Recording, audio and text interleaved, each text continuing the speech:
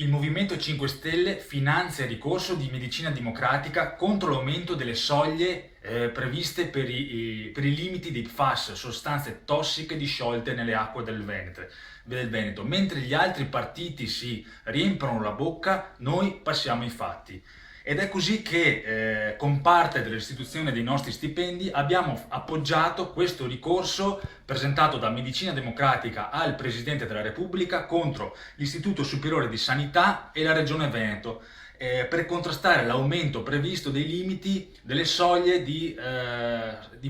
sostanze FAS disciolte nelle acque della nostra regione, soprattutto per i composti a 4 atomi. Ricorso che appunto permetterà di bloccare questo aumento e le azioni previste dalla Regione del Veneto e dai comuni,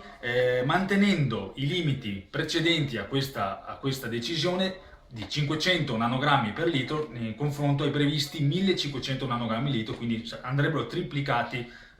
questi valori.